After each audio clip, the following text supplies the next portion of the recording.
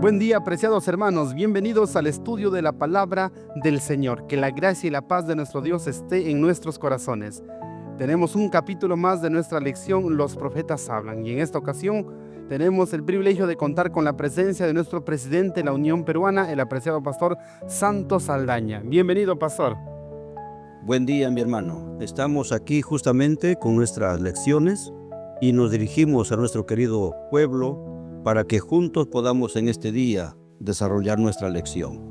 Muy bien, pastor, vamos a orar, por favor, para que sea nuestro Dios quien dirija el estudio. Nos dirige en la oración, por favor.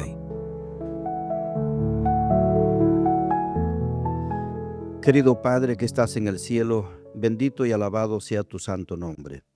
Estamos en este momento de rodillas, tus hijos, para poder, Señor, estudiar esta hermosa lección preparada para hoy. Por lo cual solicitamos la dirección de tu Espíritu Santo, para que tú seas nuestro maestro y nosotros tus alumnos. Oh querido Señor, bendigas a todo tu pueblo, bendigas también este desarrollo de esta hermosa lección y que todo lo que podamos aprender sea para edificarnos y para prepararnos también para lo que tenga que pasar tu pueblo, como fue antes. Creo, Señor, que muchas cosas se van a repetir y tú vas a dirigir siempre a tus hijos y también a tus líderes, quienes, Señor, tendrán que hacer frente a muchas dificultades, como lo fue Elías, como lo fue Jeremías, y tu bendición siempre se requiere, Señor, en todo tiempo. Oh querido Señor, dirígenos en esta hora, te lo pedimos en el nombre de Jesús. Amén.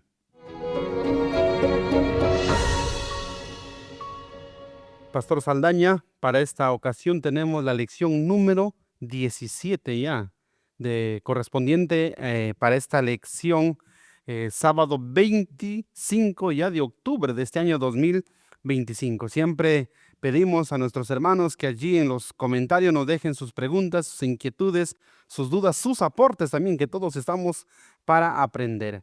Pastor Saldaña, por favor, coméntenos respecto al título, conflicto en el templo. ¿Qué entendemos por conflicto? ¿Qué entendemos por templo, por favor? El templo es un lugar sagrado donde se honra, se sirve al Señor, pero cuando ahí habla de conflicto, está hablando de gente que no tiene el temor del Señor, que no respeta lo sagrado, que no respeta el lugar donde se reúne el pueblo para poder honrar, glorificar al Señor.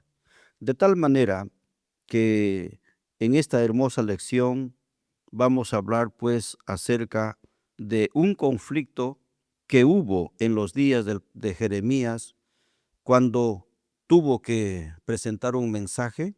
Sin embargo, no cayó bien el mensaje a oídos del pueblo y es por eso que se levantó un altercado, un conflicto, una riña, una pelea, podremos decir así, entre los que escucharon el mensaje con el que daba el mensaje también. Así es, pastor, y por eso el Señor Jesús, cuando estuvo en esta tierra, Él dijo, yo no he venido a traer paz, sino espada, porque el mensaje de la verdad causa división en el sentido de que los que lo aceptan se unen al mensaje, pero los que rechazan se vuelven enemigos del mensaje y del mensajero, ¿verdad? Entonces, este conflicto, este enfrentamiento es entonces en esta ocasión entre Jeremías y los falsos mensajeros y todo el pueblo. Justamente de eso nos habla la introducción de nuestra lección, que está en el Espíritu Profecía, Profetas y Reyes, y nos dice pues que Dios había mandado a Jeremías como su mensajero, le había dado con un mensaje especial. Sin embargo, ese mensaje que iba dirigido para el pueblo judío, que iba dirigido para los sacerdotes, para los gobernantes y también para el pueblo, era menoscabado por los profetas falsos, quienes se oponían al mensaje. Entonces, ¿cómo trataron a Jeremías, que era el mensajero? Dice que lo denunciaron, lo contradijeron, hicieron este altercado en el templo mismo, delante de todos, ¿no? Denunciaron al profeta Jeremías como ser una persona que está diciendo el error, lo acusaron de ser un falso profeta. O sea, los falsos profetas le acusan al verdadero profeta de ser falso profeta y además le dijeron que deje de hablar así como él estaba profetizando, porque Dios había dicho que todo iba a ser destruido y que iban a ser llevados cautivos. Entonces ellos le dicen, deja de hablar así, o si no, estás amenazado de muerte. Lo amenazaron de muerte al mismo profeta Jeremías. ¿Y cómo trataron al mensaje? Lo trataron, pues, dice que al mensaje se volvieron en contra del mensaje, hubo antagonismo. ¿Por qué? Porque ese mensaje reprendía sus costumbres, sus hábitos, sus vicios más acariciados. El mensaje era directo, el mensaje era una reprensión directa y por eso que lo rechazaron. Y despreciaron el mensaje. Al despreciar el mensaje, están despreciando al mensajero. Y al despreciar al mensajero, están rechazando a aquel que le envió, que es al mismo Dios, ¿verdad? ¿Y por qué rechazaron ese mensaje? Según la introducción nos dice, hermanos, que ese mensaje era un mensaje de verdad, no había falsedad. Y era un mensaje que no era agradable. Lo que ellos querían escuchar eran que lo que decían los falsos profetas, que puedan adormecer su conciencia, que le digan que lo que estaban haciendo estaba bien. No querían nada que se les llame la atención. Queridos hermanos, ¿será que para este tiempo el pueblo del Señor también rechaza el mensaje de Dios, también rechaza al mensajero y por ende también rechaza al dueño del mensaje, que es Dios? ¿Por qué? Porque muchas veces los mensajes están en contra de nuestras malas costumbres. Que el Señor nos ayude, hermanos. La caída de Judá, la caída del templo, es una advertencia de la caída del mundo que pronto ha de suceder.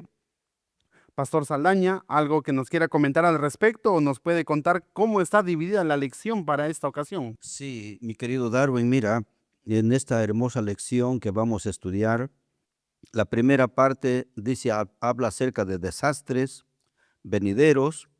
También la segunda parte nos habla de la necedad de la idolatría. La tercera parte nos habla de la invasión y el exilio y también hace un llamado para todos aquellos que quieran entregarse al Señor definitivamente y obedecerle como es digno de un Rey Supremo. Muy bien, entonces conflicto en el templo. Entonces tenemos 4 partes y vamos a empezar ya por la primera, desastres venideros. Desastres, algo terrible, ¿verdad? Venidero es algo que todavía no viene, pero que vamos a ver que Dios lo anuncia por medio de su mensajero. Pregunta número 1, Pastor Saldaña, para usted. Nos dice, ¿qué proclamó el Señor que pronto vendría sobre Judá e Israel como resultado de su pecado y desobediencia? Esta pregunta, mi querido Darwin, nos hace pensar mucho. Legalmente, ¿cómo es el pueblo de Dios? Que a pesar de que tenga el conocimiento del Señor, que a pesar que tenga los oráculos divinos, que a pesar que sea privilegiado de todo don celestial, sin embargo, tenga que rechazarlo y por el pecado sufrir consecuencias amargas. En esta ocasión, el mensaje o lo que proclamó el Señor, lo que pronto tendría que pasar el pueblo de Judá e Israel, es tal como dice Jeremías. Por tanto, he aquí vendrán días, ha dicho Jehová, en que no se diga más Tofet, ni valle del hijo de Hinnom, sino el valle de Matanza. Aquí encontramos de que Tofet era un lugar donde Judá también había hecho adoración a ciertos ídolos, a Baal, y también había presentado muchas veces sus hijos en sacrificio a esos dioses ajenos.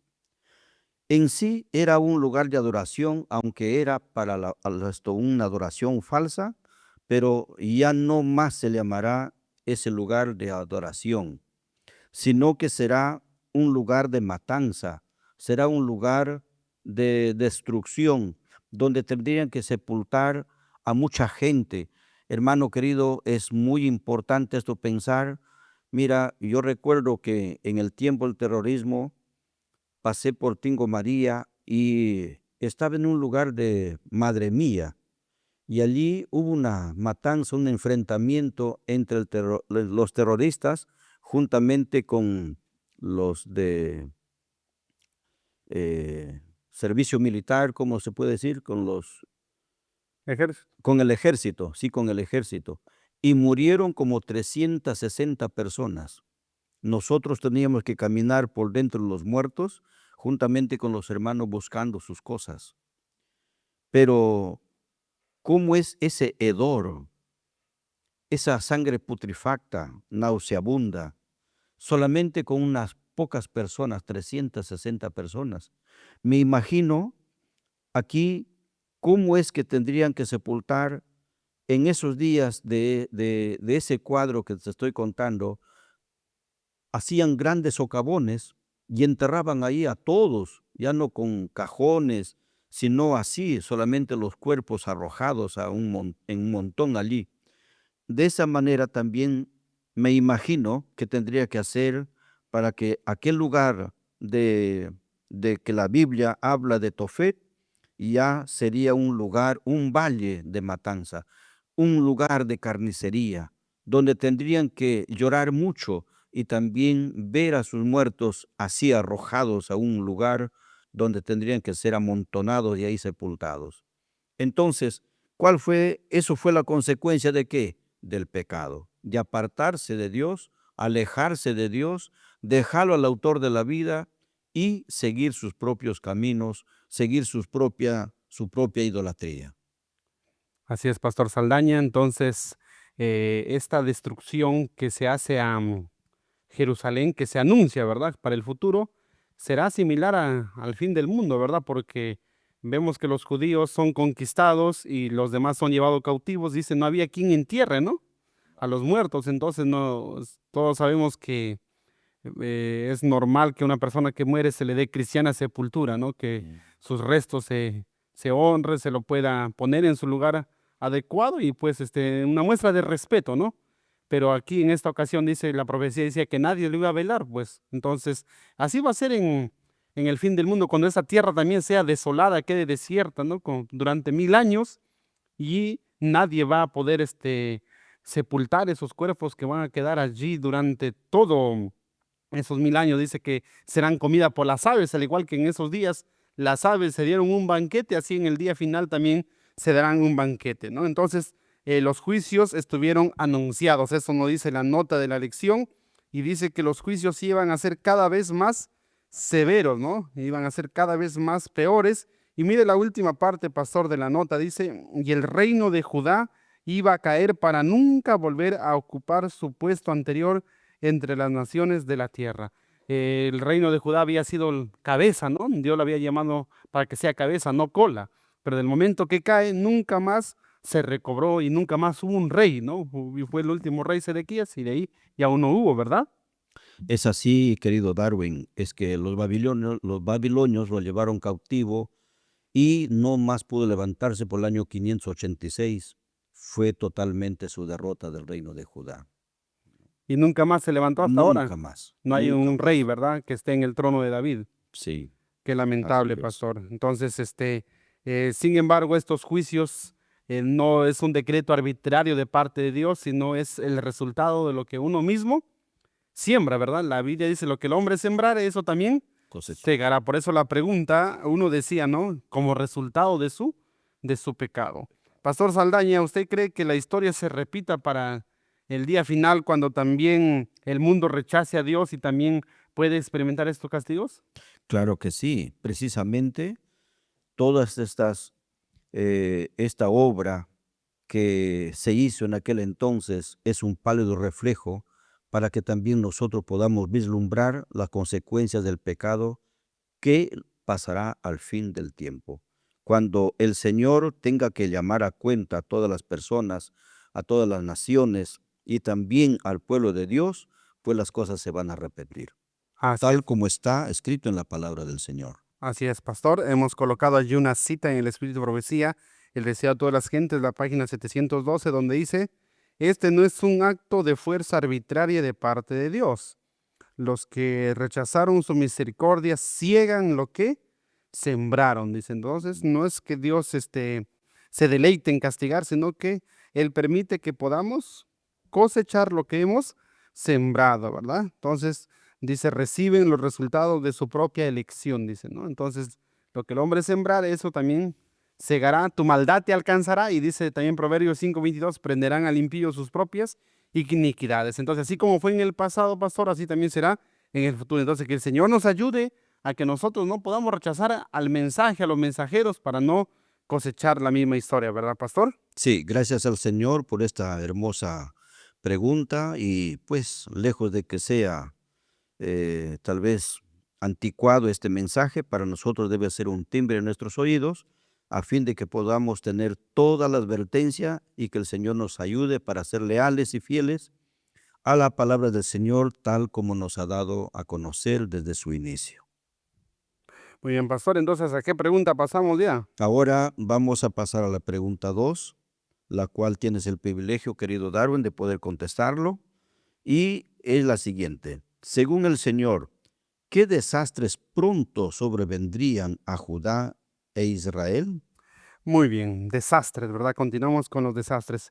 Hermanos, siempre cuando vemos en la naturaleza los desastres naturales, ¿no? Cuando hay un terremoto grande, un huracán, algo terrible, es algo desastroso, algo muy terrible, ¿verdad? Entonces, eh, algo similar a eso y peor iba a venir sobre el pueblo del Señor, ¿verdad? Porque vamos a ver que el pueblo es llevado cautivo, el santuario es profanado, es pisoteado, las cosas sagradas van a ser llevados a Babilonia, los jóvenes van a ser eunucos allá en el palacio, una matanza terrible, iba a ser quemado a Jerusalén, iba a ser destruido el ejército, el templo, un desastre completo, ¿verdad? Y los versículos allí en Jeremías dice, por los montes levantaré el lloro y lamentación y llanto por los pastizales del desierto. Ahí se anuncia el llanto porque fueron desoladas hasta no quedar quien pase, ni oírse bramido de ganado. Desde las aves del cielo hasta las bestias de la tierra huyeron y se fueron. Reduciré a Jerusalén a un montón de ruinas, moradas de chacales, y convertiré las ciudades de Judá en desolación en que no quede morador. Entonces vemos aquí que se anuncia un clima terrible, ¿verdad? Primero que todo, dice pues lloro y lamento. Cuando uno llora, cuando uno lamenta, cuando está pasando un momento difícil, cuando pierde a un ser querido, cuando tiene una derrota grande en la vida y es cuando llora. Entonces esto iba a haber en Jerusalén. ¿Qué más? Dice, iba a ser desolado hasta el punto que no hay quien pase. ¿Cuándo es que uno no pasa por un lugar? Cuando un camino, por ejemplo, ya queda en desuso, cuando crece la hierba o cuando es peligroso, ¿no? Entonces, en ese estado iba a quedar Jerusalén. Y incluso dice que las mismas aves y el mismo ganado iba a huir porque no se iba a escuchar la voz de ganado, porque, o sea, iba a ser un lugar desierto, porque por lo menos si hubiese pasto, el ganado estuviese allí, ¿verdad? Solamente ¿quién iba a estar, dice ahí? Dice los chacales, no son aquellos animales que se esconden en lugares justamente tipo cuevas, Guaridas. tipo guaridas, ¿verdad? Entonces iba a ser guarida de chacales, de serpientes, ¿verdad? Entonces la ciudad de Jerusalén iba a quedar en desolación, ¿verdad? Entonces todo eso se anuncia, ¿verdad? Pero los judíos lo tomaban estas advertencias no como un mensaje de Dios, sino como un mensaje negativo, lo tomaban a Jeremías como pesimista, como una persona que trae malas noticias, y los profetas falsos decían más bien que no, que hay mucho tiempo de prosperidad. Entonces, lo mismo, queridos hermanos, sucede para este tiempo. A los que dicen la verdad se los acusa de falsos mensajeros, pero a los que dan mensajes halagadores es que también se los quiere, se los aprecia, ¿verdad? O sea, la historia se repite. Pero la pregunta es, ¿por qué será este mensaje tan duro, Pastor Saleh? ¿Qué intención tenía Dios al dar este mensaje tan duro? O sea, solamente asustarles, solamente hacerles tener miedo, o qué es lo que quería lograr Dios con esto? El Señor nunca da un mensaje liviano, nunca da un mensaje solamente de paz. Él es misericordioso, pero también es justo. El mensaje que fue dado por Jeremías, Jeremías como un profeta de Dios, como un hombre de Dios, nunca podía menguar o hacer de repente liviano el mensaje que venía de parte de Dios. Él tenía que darlo tal como Dios lo había revelado. Y a mí me admira Jeremías. ¿Por qué? Porque aunque estaba solo, pero estaba firme. ¿Por qué? Porque sabía que Dios está con él. porque sabía que el mensaje que estaba dando al pueblo no era un mensaje de él, que procedía de él, sino que venía de Dios.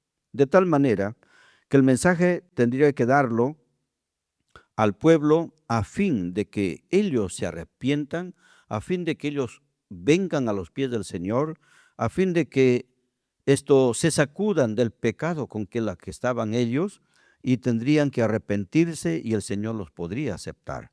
Sin embargo, repetidas veces rechazaron al mensajero, rechazaron al mensaje de Dios y rechazaron a Dios. Amén. Entonces, pastor, justamente lo que usted ha contestado es lo que está en la nota, ¿verdad? Dice que Dios quería que se arrepientan y si ellos se arrepentían, dice también Jehová se iba a arrepentir de hacer el mal que estaba hablando, al igual que pasó con Nínive, ¿verdad? Dice, de aquí a 40 días Nínive será destruida, pero los ninivitas se arrepintieron y Dios se arrepintió también de castigarlos. Lo mismo hubiese podido pasar, ¿no? Si es que ellos se arrepentían, pero no, ellos persistieron en el error, ¿no? Entonces dice aquí que antes dice impone cargas pesadas a la conciencia, como usted decía, no es un mensaje liviano, es un mensaje, una carga pesada a la conciencia del que hace el mal y atraviesa su alma con agudas saetas de convicción. O sea, el mensaje tiene que ser directo, muchas veces la reprensión tiene que ser fuerte para que despierte, ¿no? Un día le decía a una iglesia así, ¿no? Si es que uno está durmiendo y uno se va, le dice bonito, despierta, despierta, se duerme más, uno tiene que hablarle fuerte para que despierte. Entonces, por eso el apóstol Pedro dice, tengo que despertarles con amonestación. Y eso es lo que hacía Jeremías, pero a veces la gente lo toma mal, ¿no? Así era también en el tiempo de Jeremías, por eso se va a armar este conflicto que dice el título, ¿verdad? Que se van a enojar contra él, porque en lugar de agradecerle que está dando algo para su bien, pensaban que Jeremías era un enemigo, que le está dando malas noticias, que está desalentando al pueblo, que está bajando la moral del pueblo. Entonces, lo tomaron como enemigo, ¿verdad? Sin embargo, era el mensaje de Dios, ¿verdad? Pastor Saldaña, entonces, vamos a ver qué los anuncios hemos visto en esta primera parte, esto era lo que estaba profetizado, pero ahora vamos a ver las causas por la cual Dios estaba airado contra el pueblo. Y la segunda parte de nuestra lección dice, necedad de la idolatría. Vamos a ver aquí una de las causas por la cual Dios está enojado con el pueblo, porque el pueblo le había dejado a Dios y se habían ido tras otros dioses. La pregunta número 3, pastor, dice, ¿qué contraste o qué diferencia hizo el Señor entre él mismo y los dioses falsos adorados por Judá e Israel? Gracias. Esta pregunta vamos a ver el contraste de un Dios vivo con los dioses que no tienen vida, ¿no? Personas que yo haya conocido allá en el mundo, parece que tienen mucha fe y adoran a piedras, adoran a maderas, adoran a yesos y algunas veces les sale que parece que tienen respuesta Coincide. que coincide con lo que ellos piden. Sin embargo, yo pienso que en esa ignorancia de aquella gente que no conoce la verdad, el Señor puede contestarles a la manera de su fe que ellos tienen. Sin embargo, para un pueblo que conoce la verdad y está empapado en la verdad, dejar a un Dios vivo, a la fuente de vida, y irse pues a adorar a dioses que no tienen vida, el Señor lo compara, dice, así son iguales tanto el que adora como el Dios a quien ellos se arrodillan, ¿no? Entonces, ¿cómo podemos comparar o cómo podemos desatender a un Dios que nos da la vida, que nos da la salud, que nos da el sol, que nos da el agua, que nos da la fuerza, que nos da la inteligencia, por cual somos, por la cual nos movemos, e ir a adorar a un Dios que no tiene vida? Eh, Tenga el Señor misericordia y no nos deje de sus manos, porque el hombre tiende a olvidarse de Dios.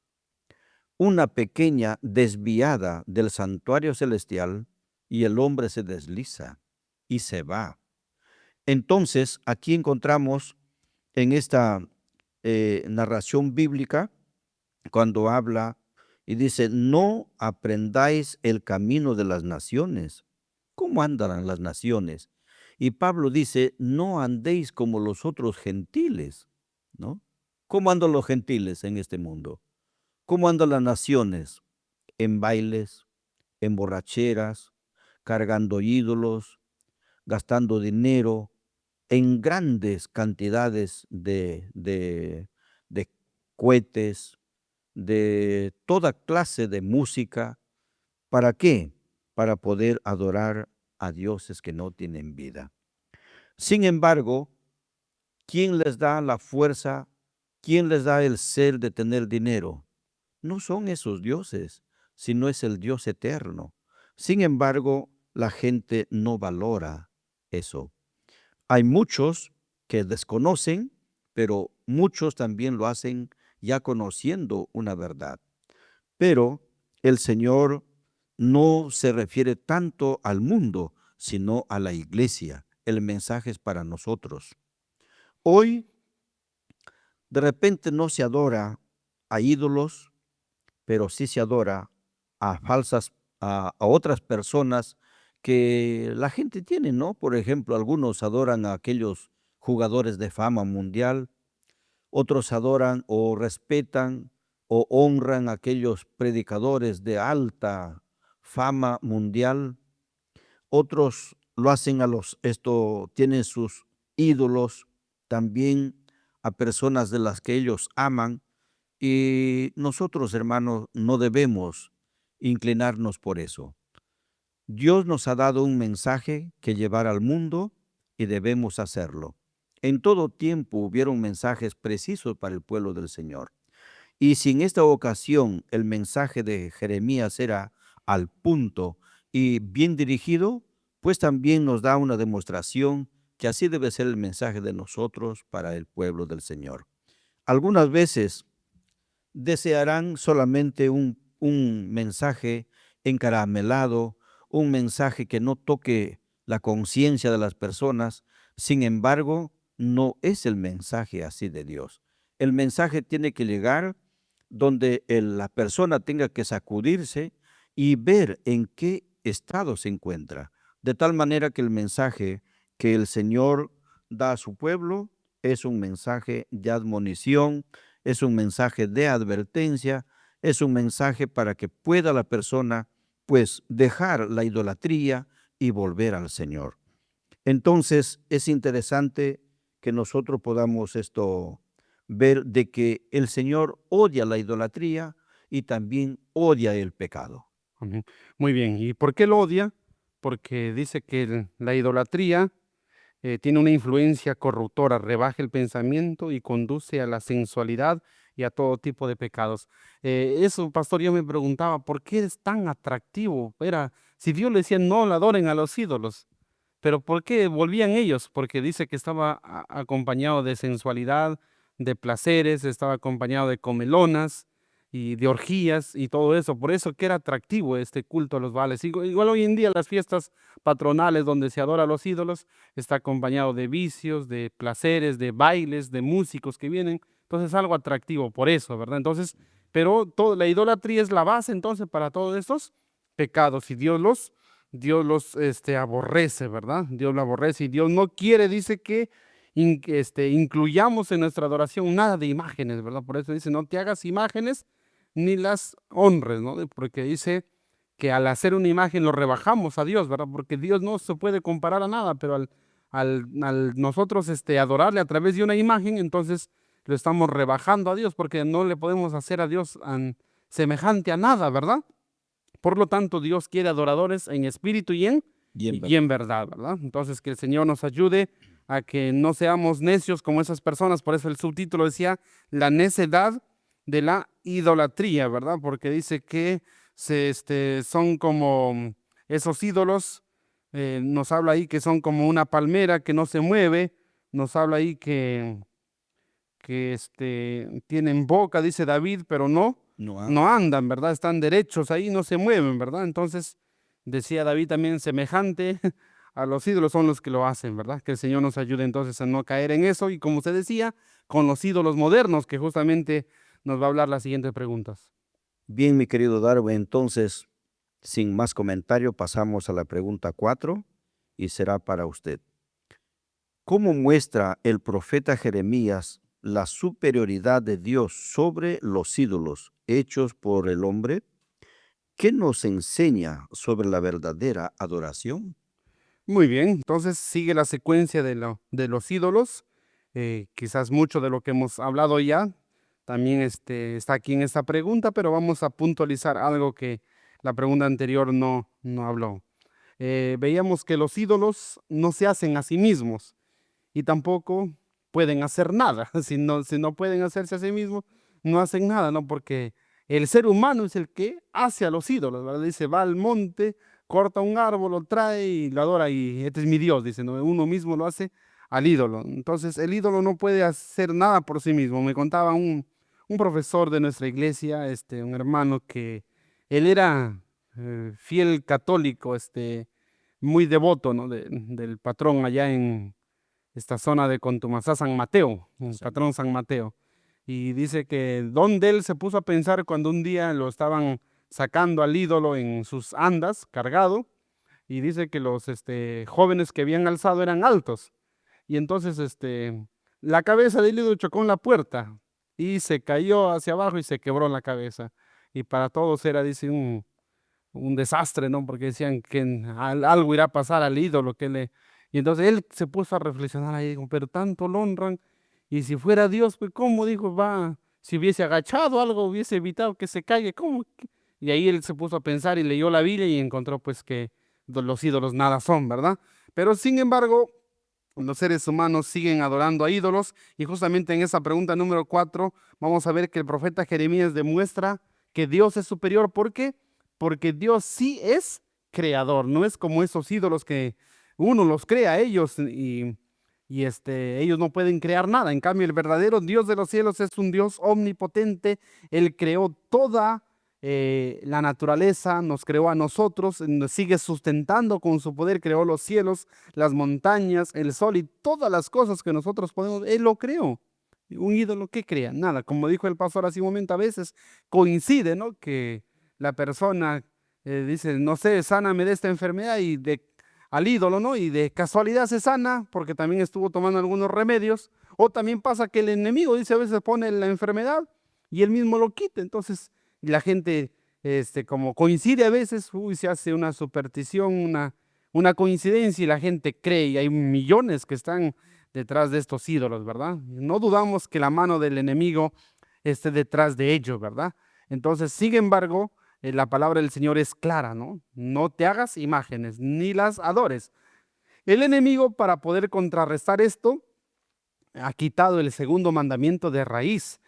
Pastor Salay estaba estudiando el conflicto de los siglos y había leído una parte donde decía que cómo se introdujo la idolatría a la iglesia. Dice que no fue, mire, de la noche a la mañana, hablando del cristianismo ya, ¿no? Dice que primero comenzaron a hacer cuadros así y a ponerle como para exponer solamente como recuerdo y poquito a poquito ya generación tras generación y algunos ya lo llevan venerando y hasta que hoy en día ya se inclinan ante ello. Entonces es un proceso, ¿verdad? El enemigo es muy, muy astuto. Por eso es que dice que Nabucodonosor quería inducir a los jóvenes hebreos a la idolatría, les cambia el nombre, ¿no? De a poquito, ¿no? Como cuando se amansa un animal, va solo usted amansado, no es de la noche a la mañana, ¿verdad? Claro, así es. Es un proceso. Entonces así Nabucodonosor quería inducirlos a la idolatría. Entonces, hermanos, mucho cuidado, hermano, porque la idolatría está a la orden del día. Nosotros también podemos tener ídolos, ¿no? Cuando, por ejemplo, vamos a un ministro, decimos, pastor, qué bonito que usted predica. Nadie predica como usted. Nunca nos ha visitado nadie, nunca nadie nos habló así como usted. Y así le dice a todos el mismo mensaje. Entonces, ya eso es hacerle daño y eso es idolatrar al personaje, ¿verdad? A veces a una persona, hasta nuestra propia familia podemos idolatrar. O sea, todo aquello que le quite a Dios el primer lugar se constituye en un ídolo para nosotros y debemos tener cuidado con ello. Por eso la nota nos habla de los ídolos modernos, lo que el pastor ya estaba diciendo, ¿verdad? Donde dice la idolatría existe en el mundo cristiano de hoy tan ciertamente como existió entre el antiguo Israel en tiempos de Elías. Entonces nosotros podemos decir, esta persona tan tercas eran que seguían a los ídolos, pero dice que los ídolos están presentes hoy en día. ¿Cómo? Aquí lo aclara, ¿no? Dice a través de sabios, filósofos, poetas, políticos, periodistas, y también dice en los centros de teología, los mismos ministros, ¿no? Entonces esto no es mucho mejor que Baal, el dios sol de los fenicios, o sea, hoy en día los ídolos pueden ser personajes, ¿no? Aún de nuestro mismo entorno, que el Señor entonces nos ayude como decía alguien, si quieres el bien para un ministro, mejor es ¿qué cosa? Orar por él, ¿verdad? Que en lugar de estar alabándolo, en lugar de estar haciendo, idolatrándolo, ¿verdad? Y el mayor ídolo, según el servicio cristiano, dice ahí que el mayor ídolo, dice la última parte, mensajeros en quienes la idolatría del yo, fuente de todo pecado, sea crucificada. El mayor ídolo es el ego, uno mismo, nuestro egoísmo, nuestros propios deseos que a veces sacrificamos, hermano, ¿no? Quizás sacrificamos animales como antes, no, a nuestros hijos no lo pasamos por el fuego como lo hacían en el tiempo del dios Moloch, pero hoy en día sacrificamos tiempo, sacrificamos dinero, sacrificamos estudio de la Biblia, sacrificamos aún de ir a la iglesia. ¿Por qué? Por satisfacer nuestro yo, nuestro ego, ¿verdad? Ese es el mayor ídolo. El ídolo lo tenemos dentro, es nuestro egoísmo, hermano, ¿no? Es querer todo para uno, pensar solo en uno, no le interesa los demás, ¿no? A veces no nos interesa la obra, si la obra está menguando, si está creciendo, no nos interesa con tal de satisfacer. Y a veces hasta por ese ídolo del ego estamos robándole a Dios en nuestros diezmos y en nuestras ofrendas. Por satisfacer el ego estamos consumiendo algo que Dios ha prohibido que no debemos consumir. Por satisfacer nuestro ego estamos vistiéndonos como Dios no ha ordenado que nos vistamos y muchas cosas. Dice la sierva del Señor que el egoísmo es la raíz de todo pecado, y aquí el párrafo que se ha puesto en la lección lo confirma. Dice que la fuente de todo pecado es el yo, es el egoísmo, ¿verdad? Entonces, Pastor Saldaña, ¿cómo poder vencer ese ídolo de la actualidad que todos estamos propensos a tenerlo? Como decía Pablo, cada día muero. Él procuraba de morir a las costumbres de este mundo y a las prácticas del mundo, ¿no? Nosotros también en este tiempo, cuando nosotros analizamos las palabras del Señor, me ha hecho mucho pensar esta nota de Conflicto de los Siglos cuando dice, y hasta de muchos centros de teología. Querido pastor, no estamos en contra de que nuestros jóvenes se preparen como es debido. Pero si tú te das cuenta, hoy en este tiempo hay cierto engreimiento de poder pasar, ¿qué cosa? Por un centro de preparación, por un centro de teología, y hay cierto engreimiento de las personas. No en todas, por supuesto, pero hay mucha gente que tiene competencia de conocimientos. Y no, pero yo he estado pues en un centro de estudio, de preparación. Y creo de que hay mucha gente también que va a estudiar teología y sale después de sus estudios desconociendo a Jesús. Tanto estudiar desconoce a Cristo. Es lo que pasó con el pueblo judío, que tenían los oráculos divinos y se creían ser los mejores, y al final lo desconocieron en la letra y después lo desconocieron a la misma persona, a Cristo, y después le quitaron la vida, ¿no? Es lo que pasó también en los días de Jeremías, porque mucha gente también había que eran, ¿qué cosa? Profetas. ¿Y cómo se consideraban ellos? Que también tienen la razón. Sin embargo, al que tenía la razón, le daban, ¿qué cosa? La contra, y al final lo desconocieron a Jeremías. Qué triste, ¿no? Entonces, Dios nos ayude para que nosotros podamos siempre basarnos en un escrito está, tal como lo hizo Jesús nuestro Señor. Él, escrito está. En una sola palabra, vale para 10,000 argumentos humanos. Amén, Pastor Saldaña, que el Señor nos ayude. Vamos a pasar entonces ya a la pregunta número 5. Seguimos entonces con la vanidad de la idolatría. La necedad de la idolatría es el subtítulo de esa pregunta. Entonces, dice, ¿cómo advirtió el Señor a quienes se gloriaban de su sabiduría, riqueza o poder cuando se acercaba la invasión y el exilio de Judá? ¿A qué instó el profeta al pueblo? Aquí hay 3 puntos que resaltar lo que dice el Señor a su pueblo. Dice, no se alabe el sabio en su sabiduría. Está hablando de aquella persona que se cree sabio, el que lo sabe todo. La segunda parte, lo que puedo resaltar, dice, no se alabe tampoco el valiente en su valentía. Y el tercero, el rico, no se alabe también en su riqueza. Y quisiéramos en estas 3 partes, darle un realce importante. Cuando habla acerca de la sabiduría humana, sin obedecer a Dios, que no se inclina para poder esa sabiduría darle el realce a las cosas de la verdad, verdaderamente que es inútil, ¿no? ¿De qué vale tanta gente tan inteligentes y hasta algunas veces personas que tan lúcidas en la palabra, pero que no viven lo que dice la palabra de Dios? Entonces, por eso el Señor dice, no se alabe el sabio en su sabiduría. ¿Por qué? Porque la verdadera sabiduría es conocer a Dios. El Señor dijo una vez, que te conozcan a ti, al único Dios verdadero, y a Jesucristo a quien tú has enviado. El conocer a Jesús es tener vida eterna. Y esa es la sabiduría más grande que puede haber. Porque la ciencia que está por encima de todas las ciencias es el bendito plan de salvación que Dios lo dio para todos sus hijos en esta tierra. Ahora, dice el valiente en su valentía. Hay muchos hombres que, bueno, pues se creen personas muy corpulentas, fuertes. Sin embargo, eso no tiene nada que ver. Aquella persona, como dijo a David, el que es como David será como 10,000, y el más débil será como David. ¿Cuándo? Cuando confía en el Señor. David se hizo frente ante Goliat, y aunque era un mozo joven, sin embargo le dijo, tú vienes en el nombre de tu escudo y en el nombre de la jabalina, pero yo vengo en el nombre de Dios.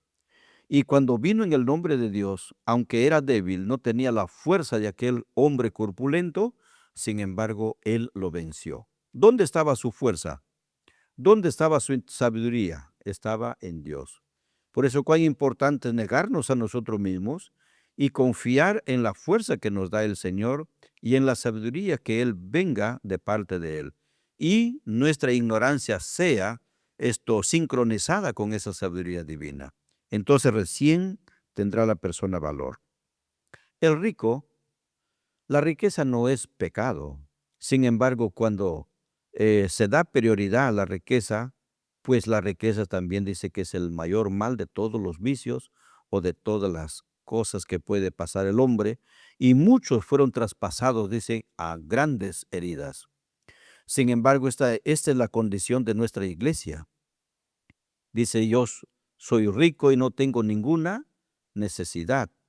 Hermano, es necesario que nosotros también en este tiempo podamos preguntarnos, y como dice la segunda parte, como dice la segunda parte, ¿a qué instó el profeta al pueblo? Más bien que deje de alabarse a sí mismo y que conozca a Jehová. En esto dice, alábese, en conocerme y en entenderme, y saber de que Él es Dios y que Él está disponible para salvar a todo aquel que lo acepte como su Salvador para esta vida y para la eternidad.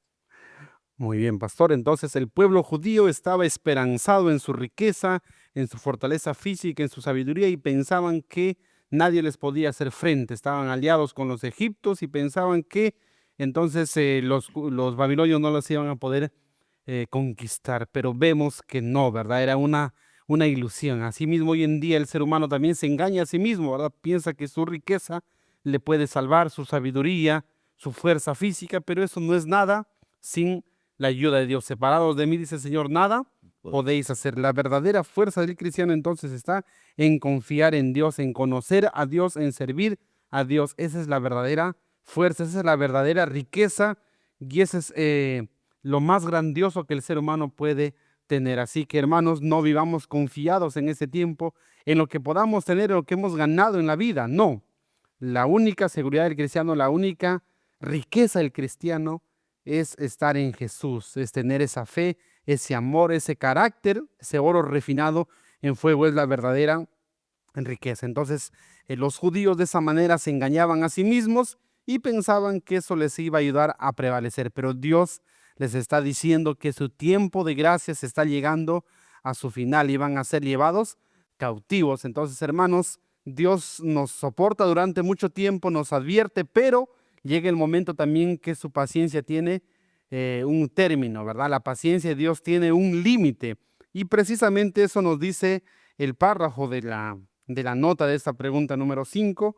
Dice que demorará tal vez, dice, por un tiempo sus castigos, pero no puede detener su mano para siempre, porque la justicia de Dios también exige que se pueda conceder la retribución que merece el pecador. Entonces, por un tiempo Dios lo posterga, Dios es grande en misericordia, extiende, así como le extendía a estas personas que se creían sabios, que se creían fuertes y pensaban que nada les pasa porque supuestamente son ricos, son sabios, son fuertes, pero era la paciencia de Dios que se estaba intercediendo por ellos, su misericordia.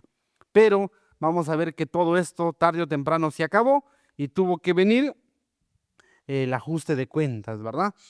Bien, entonces el Señor nos ayude a recordar también que en estos últimos días también pasó Saldaña, el tiempo de gracia está pronto a terminarse porque también la misericordia de Dios en estos últimos días se acabará, ¿verdad?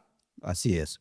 Precisamente entonces el Señor, así como tuvo advertencia para aquel entonces, pero también les hizo un llamado, ¿no? Para nosotros también ya pasamos a un subtítulo donde hace también el llamado. Y pasamos a la pregunta 6. ¿Cómo mostró Jeremías su gran dolor por el sufrimiento del pueblo? ¿Qué preocupación tenía por sus acciones? Esa es la pregunta. Y vemos como este hombre también no lo tenía al pueblo sencillamente en la cabeza, sino lo tenía en el corazón. Y ahora lo dejo la respuesta contigo, querido pastor. Gracias, pastora. Antes de desarrollar aquí, estamos conversando con usted, ¿verdad? El caso de Jeremías y personalmente decía, no me gustaría pasar lo que Jeremías pasó. Bueno, personalmente no me gustaría, ¿no? Pero no sabemos qué es lo que tiene Dios reservado para uno, no lo sabemos, ¿no? ¿Qué es lo que tenemos que pasar nosotros? Pero humanamente hablando, creo que ningún ser humano se le desea lo que pasó Jeremías, ¿verdad? De verlo con anticipación, lo que va a pasar. Tener la oportunidad de reprenderlo, de cambiar el curso de las cosas. Y él con amor, cumplía el mensaje de Dios y les daba, pero el pueblo rechazaba. Entonces, ver ese desprecio que le hacían a él, a Dios, y ver cómo se cumple lo que él había visto con años de anticipación, ver cómo se cumple, cómo su ciudad donde él había nacido es destruido, su familia, sus amigos son muertos, el templo sagrado es destruido, él era sacerdote, hemos visto también, ¿no? Es destruido, las cosas de Dios, las cosas sagradas son llevadas a, a Babilonia. Entonces, algo traumático como ser humano, pero Dios está fortaleciendo. Pero es igual que Pastor Saldaña, cuando uno pierde un ser querido, por más cristiano que sea, tiene sentimiento y duele a uno, ¿verdad? Por más que uno sepa que un día va a poder volver a ver a sus seres queridos, pero la separación duele. Y cuánto más entonces a Jeremías ver que su pueblo estaba cayendo, que las cosas sagradas estaban siendo profanadas, que su gente estaba muriendo. Entonces él dice, ¿verdad? Oh, si mi cabeza se hiciese en aguas, dice, y mis ojos fuesen fuentes de lágrimas para que llore día y noche. dice, los muertos de la hija de mi pueblo. Pastor, llega el momento cuando uno llora y ya se acaban las lágrimas. Y uno quisiera seguir desfogando, pero ya no hay lágrimas. Y por eso Jeremías dice, ojalá que mis ojos fueran fuentes de lágrimas para que llore sin parar día y noche, ¿verdad? Y luego él pide, oh, ¿quién me diese en el desierto un albergue de caminantes para que dejase a mi pueblo? O sea, no importa, él quería irse de ahí, no estar allí, pero lamentablemente, vamos a ver más adelante, ya me imagino en las siguientes lecciones, que no se le permite a Jeremías escapar, sino que se le toma prisionero y es obligado a quedarse ahí a ver todo, todo el escenario, ¿verdad? Por eso él dice, ojalá que, aunque sea, me diesen posada ahí en el camino, dice, lejos de mí, para no ver, ¿no? Pero lamentablemente él tuvo que ver todo eso, ¿verdad? Tuvo que ver todo eso. Entonces, y este sentir de Jeremías, Pastor Saldaña, también es el sentir de Dios. No es que Jeremías nomás lo sentía así, mucho más Dios, ¿no? Que es más sensible aún con el dolor, que él lo siente más. Si así se sentía Jeremías, ¿cómo será que se sentía? Se sentía Dios, ¿verdad? Entonces, eh, eso es el sentir del profeta Jeremías. Y la subpregunta dice, ¿qué preocupación tenía por sus acciones? O sea, por las acciones del pueblo. O sea, lo que el profeta temía es que Dios ya se haga realidad estas amenazas, ¿no? Porque, como decíamos hace un momento, a Jonás se le dio la amenaza y Jonás más bien él esperaba que se cumpla, él esperaba que se cumpla y dice, se fue arriba al cerro a ver cómo se cumple y no se cumplió y se enojó todavía, ¿no? Con Dios, dijo, me mandas, dijo, a predicar y no lo cumples, van a decir que soy profeta mentiroso. Pero en cambio Jeremías más bien él quería que ojalá que Dios se cambiase, más bien su más grande temor era que se cumpla lo que estaba advirtiendo, que debido al pecado todo esto sea una realidad. Entonces, eso era el gran temor de Jeremías y entonces, pero es interesante que aquí en los versículos también, la última parte del versículo 2 dice, porque todos ellos son adúlteros, congregación de prevaricadores, hicieron que su lengua lanzara mentira como un arco y no se fortalecieron para la verdad en la tierra, porque de mal en mal procedieron y me han desconocido, dice Jehová. Entonces Jehová está testificando aquí de todo lo que el pueblo estaba haciendo. Era gente adúltera, gente transgresora, gente mentirosa, gente que había abandonado a Jehová y eso era la causa por la cual Dios estaba dictando esta sentencia y es por eso por lo que Jeremías lloraba y por eso Jeremías estaba triste, hasta terriblemente agobiado, ¿verdad? Entonces, vamos a ver que el Señor odia el pecado, el Señor estuvo airado con su pueblo, de ser su pueblo elegido, que él mismo lo llamó y él lo desechó. Entonces, si Dios, como dice el apóstol Pablo, pastor, si Dios desechó al tronco original, ¿cuánto más nosotros que somos injertos? O sea, no es para confiarnos, como decir, ellos pues fueron así, pero nosotros no nos puede pasar igual. A nosotros con más razón nos puede pasar porque nosotros no somos el Israel original, somos injertos, ¿verdad? Entonces, no es para no poder confiarse. Entonces, ¿cuál fue el problema de Judá? El pecado. Entonces, nosotros, si es que seguimos en el pecado, nos puede pasar lo mismo. Queridos hermanos, esto es una solemne advertencia para la iglesia, para usted personalmente, para mí personalmente. La última parte de la nota dice, el Señor permite que los conduzcan otras influencias. Al rehusar la verdad, aceptan la mentira que resulta en una trampa para destruirlos. Y eso le pasó al pueblo de Israel. Despreciaron la verdad, aceptaron la mentira y la mentira les destruyó.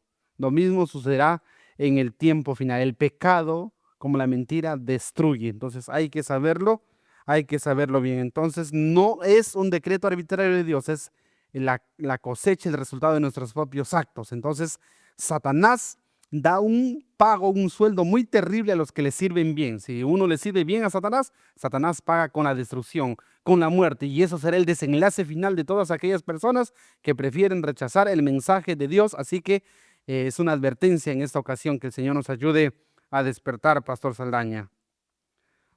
Así es, mi querido Darwin. Qué tristeza de Jeremías, ¿no? Una cosa es contarlo como historia Claro, y otra cosa es vivirlo, lo que él pasó. ¿Quién puede entender un cuadro de tal magnitud? Solamente aquella persona que pasa adversidades en su vida. Porque no todo es color de rosa. Siempre hay dificultades y algunas veces también los obreros, también los pastores, nadie está exento de eso, ¿no? Habrían algunas experiencias que contarte en el trayectoria también del ministerio que vamos llevando, pero por el tiempo creo que ahí nos quedamos. Así es, pero creo que todos tenemos algún momento difícil, ¿verdad? Algún momento difícil que pasamos. Recuerdo cuando falleció mi padre. em, Personalmente yo estaba lejos del hogar, ¿no? Y cada vez que me acordaba algo me venía sentimiento, pero yo me preguntaba cómo sentirán mis hermanos, mi mamá que vive ahí junto con él, ¿no? Que ven ahí, están en el hogar donde donde ellos convivían, ¿no? Y entonces ellos lo sienten más, porque están ahí en el mismo lugar. Por eso Jeremías, el dolor fue porque cuando todo cayó, él todavía se quedó ahí, veía las ruinas y tuvo que soportar todo eso, ¿verdad? Así que el Señor entonces nos ayude a que nosotros no cometamos esos mismos errores. Vamos a pasar, pastor, a la última pregunta. Dice, ¿qué pidió Jeremías a Dios que hiciera? Vamos a ver cuál fue el pedido. Vamos a ver que Jeremías entonces le pide a Dios que le aclare por qué causa sucede esto. A ver, cuéntenos, pastor, por favor. Gracias. Según la palabra del Señor, dice, ¿quién es un varón sabio y entendido? ¿Y quién habló la boca de Jehová para que pueda declararlo? Bueno, hace varias preguntas Jeremías, como que se dirige al Señor, ¿no? Y al final, ¿qué pidió Jeremías a Dios que hiciera con el pueblo? Advertencias había habido, amonestaciones lo hubo, llamado lo hubo, pero no quisieron. Como siempre respondían, no iremos, no oiremos, se taparon los oídos, menospreciaron a Dios, menospreciaron el mensaje, menospreciaron los profetas. ¿Qué más puede hacer el Señor? Entonces, como decía Pastor Julio Castillo, si tú te pierdes, querido, decía, ya no tienes la culpa Dios, sino tú mismo. Entonces, él dice aquí, en esta pregunta 7, el Señor le dice, Jeremías dice al Señor mejor que le dé agua de ajenjo, agua de hiel a beber. Los esparciré entre naciones y enviaré espada en pos de ellos. El Señor tuvo que hacer lo que tenía y lo que merecía el pueblo. Así es que el pueblo tuvo que ser diseminado, tuvo que ser destruido, tuvo que pasar amargos momentos y ellos solo tuvieron la culpa, ¿no? Entonces, qué triste es que, que pues no se haga caso, no se aparte uno del mal, las consecuencias son terribles. Beber agua de hiel, beber agua de ajenjo. Yo no sé si tú alguna vez has probado el agua de ajenjo, es amargo. De la hoja de alcachofa es más amargo aún todavía. Pero bueno, tal vez no habría en esos días de Jeremías esa planta, pero existía el ajenjo. Y es por eso que pide mejor que se le dé eso al pueblo. Tal vez así reaccione, tal vez así medite, porque muchas veces en el dolor, en el sufrimiento, es cuando también se enmienda el corazón de la persona, ¿no? Y se pregunta, ¿por qué esto? Pero mientras tanto no le venga nada, como que no pasa nada, ¿no? Tiene que pasar por el dolor, como decía una vez un mayor, decía, los golpes de la vida es la mejor universidad para que uno aprenda. Así es, pastor Saldaña, y bien lo ha dicho usted.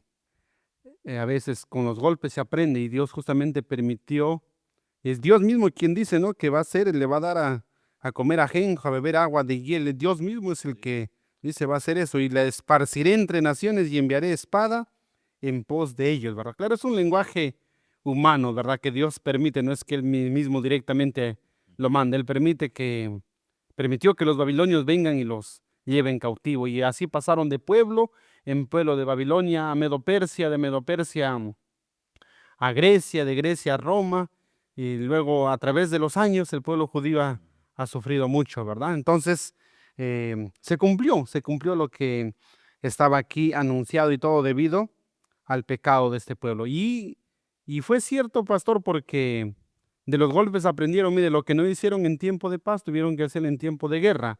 ¿Por qué? Porque Dios lo había llamado a este pueblo para que sea luz del mundo, para que esparce el conocimiento de Jehová, pero no lo habían hecho. Entonces, cuando Dios lo permite que sean llevados cautivos, la luz brilló en la corte de Babilonia a través de Daniel, a través de sus amigos, a través de Mardoqueo y de muchas otras personas que lo llevaron la luz a las naciones. Entonces, Dios aún de esas cosas, de esos castigos, permitió que salgan cosas positivas como el poder evangelizar, que de otra manera el mensaje no hubiese llegado a esos lugares, ¿verdad? Entonces, Dios permite a veces estas cosas para bien aún, ¿no? Entonces, este medio de corrección es un medio para bien, no hay mal que por bien no venga, dice el refrán, y la Biblia dice que a los que aman a Dios todas las cosas le ayudan al Para bien. bien.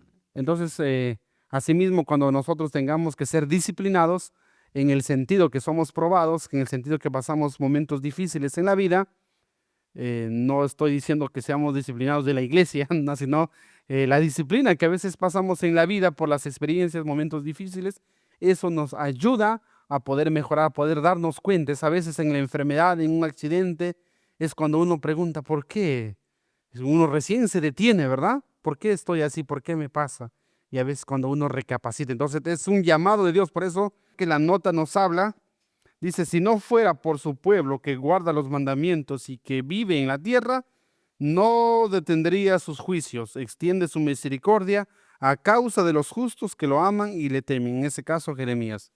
Si no hubiese sido por Jeremías, por Isaías, quizá más antes, no vaya si hubiesen llevado a cabo los castigos, ¿verdad? Pero Claro. Dios todavía utiliza a los siervos para que den el mensaje, como en el tiempo también de Abraham, ¿no? Que decía Abraham, si hubiese 50 justos en Sodoma, ¿cómo lo vas a destruir? Y cierto, Dios dice, si hubiesen justos, aún si hubiesen 10, no lo voy a destruir, ¿no? Entonces, igual hoy en día dice que si no fuera, mira, por los hijos de Dios, dice que Dios ya no detendría sus juicios. O sea, que quiere decir que los ángeles están por soltar los vientos, pastor, están por soltar los vientos. Claro, mira, porque es lo que dice la pluma inspirada, pues, ¿no? Que si no hubieran cristianos que honran, que buscan, que alaban a Dios, el Señor ya está disponible para destruir este mundo. Pero también ve que hay muchas almas sinceras aún en otras iglesias. Ve que hay personas que todavía van a responder en los últimos segundos de gracia.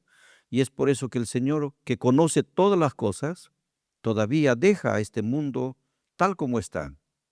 Pero por esos fieles, por eso que muchas veces el mundo aún tiene que agradecer a Dios porque todavía hay cristianos. Yo recuerdo en una ocasión cuando estaba de un viaje y nos asaltaron y, y bueno, pues no nos quitaron nada. Cuando ya pasamos el cuadro, el momento desesperado de miedo, dijo el chofer, aquí debe haber algún cristiano.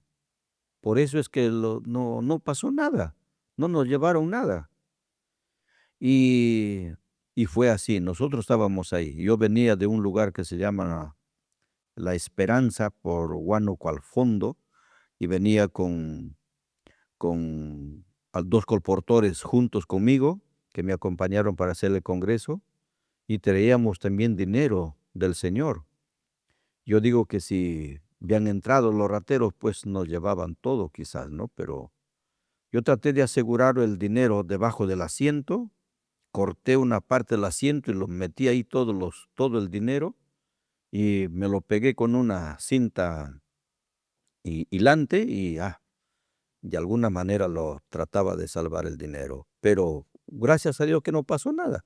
Pero sí nos gastamos un buen susto o nos ganamos un susto terrible porque gracias a la intervención de un señor, yo no sé cómo, pero en esa semejante altura, que no hay ni una casa, no hay ni siquiera aves que canten por allí, apareció un anciano con su bordoncito y le dijo al conductor, ni un metro más, porque de aquí a media hora tienes tú un asalto preparado. Así que ahí se detuvo el chofer y después todos los que vinieron tras del bus que veníamos, todos se quedaron ahí también y de abajo tampoco no había ninguno, pero cuando ya a las 5:30 se envió un carro adelante, un Volvo recuerdo, y después ya todos los buses en el camino y estaba preparado pues el asalto, y ya estaban la gente yéndose también, pero la comunidad me lo tomaron a los rateros, que eran 4, y lo manearon, lo amacornaron y lo trajeron, ¿qué cosa? Las autoridades. Hay muchas veces que Dios se manifiesta, hermano, ¿no? Legalmente, pero por amor de esos justos, por amor de esas personas que le sirven, todavía tiene compasión de mucha gente en este mundo. Claro que sí, Sí. pastor, pero según la palabra del Señor, nos dice que se completará el número de los sellados y Y también ya no intercederá más la gracia divina, la misericordia de Dios dejará su lugar a la justicia. Entonces el Señor dirá, hecho está, y los ángeles soltarán los vientos y vendrá la destrucción sobre este mundo. Dice la sierva del Señor que la destrucción de Jerusalén es un tipo de lo que será la destrucción del mundo. Así como los judíos cayeron, este mundo también va a caer. Entonces ahora el Señor está deteniendo los vientos hasta que se complete el número de los sellados. Pero una vez que se complete van a venir los juicios de Dios, de los desastres, así como vinieron los desastres para Judá, vendrá ahora los desastres para todo el mundo. nosotros. Y quizás nosotros seremos testigos como Jeremías de lo que pudo ver, ¿no? Cómo caerán. Muchos de la iglesia también caerán Claro. allí, ¿verdad? No todos los que están en el pueblo de Dios van a ser sellados, ¿no?